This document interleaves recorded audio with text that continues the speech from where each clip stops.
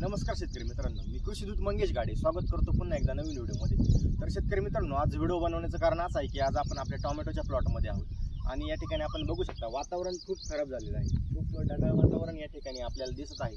तर अशा वातावरणामध्ये काय काळजी घ्यायची आहे, तर या संदर्भात आपण हा व्हिडिओ बनवत आहोत। अशा वातावरणामध्ये आपल्या प्लॉटला खूप मोठ्या प्रमाणात नुकसान होण्याची शक्यता असते आणि त्याचबरोबर आपला प्लॉट हा फ्लावरिंग स्टेजमध्ये आहे, या ठिकाणी आपण बघू शकता।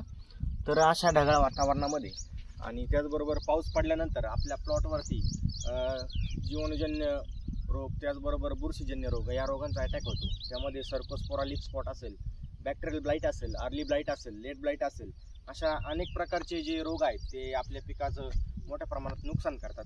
तर मित्रांनो, अशा वेळेस काय करायचं आहे, अशा वेळेस आपण एक कॉन्टॅक्ट बेस बुरशीनाशक त्याचबरोबर सिस्टमिक बुरशीनाशक अशांचा वापर करणार आहोत, जेणेकरून आपल्या पिकाला आपण या रोगांपासून काही अपाय होणार नाही। तर यामध्ये आपण इंडोफिलचं Z78 असेल, त्याचबरोबर M45 असेल, 22 असेल, ब्ल्यू कॉपर असेल, त्याचबरोबर रिडोमिल गोल्ड असेल, त्याचबरोबर क्रिस्टलचा रोको असेल, अशा अनेक प्रकारचे जे बुरशीनाशक आहेत त्यांची आपण फवारणी घेऊन आपल्या पिकाचं संरक्षण करू शकतो।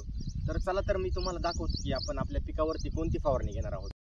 तर शेतकरी मित्रांनो, या ठिकाणी आपण ॲग्रिसर्च कंपनीचं संचार 40 त्याचबरोबर इंडोफिल कंपनीचं Z78 हे कॉन्टॅक्ट बेस बुरशीनाशक घेतलेलं आहे, ज्याच्यामध्ये आपल्याला झायनेब 75% WP हा घटक मिळतो। तर हे एक प्रिव्हेंटिव्ह आणि क्युरेटिव्ह म्हणून काम करतं। हे आपण सगळ्या पिकावर वापरू शकतो। तर त्याचबरोबर आपल्याला आपल्या टोमॅटोमध्ये ठिपके असेल, करपा असेल, डाउनी असेल, अर्ली ब्लाइट असेल, लेट ब्लाइट असेल, याच्यावरती हे चांगल्या पद्धतीने काम करतं। तर याचं आपण 2 ते 2.5 ग्रॅम प्रति लिटर असं प्रमाण घेणार आहोत आणि संचार 40चं 2 ते 2.5 ml प्रति लिटर असं आपण या ठिकाणी प्रमाण घेणार आहोत।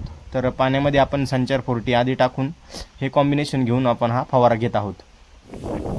तर अशा पद्धतीने आपला फवारा चालू आहे मित्रांनो। फवारणी करतेवेळी काळजी घ्यायची की सकाळी 9च्या आत आणि संध्याकाळी 4-5 नंतरच हा फवारा आपण घ्यायचा आहे। जास्त ऊन वगैरे पडल्यावर हा फवारा घ्यायचा नाही। तर शेतकरी मित्रांनो, तुम्हाला हा व्हिडिओ कसा वाटला? व्हिडिओ जर आवडला असेल तर व्हिडिओला लाईक करा, आपल्या शेतकरी मित्रांपर्यंत जास्तीत जास्त शेअर करा, जेणेकरून त्यांना ही माहिती खूप उपयुक्त ठरेल।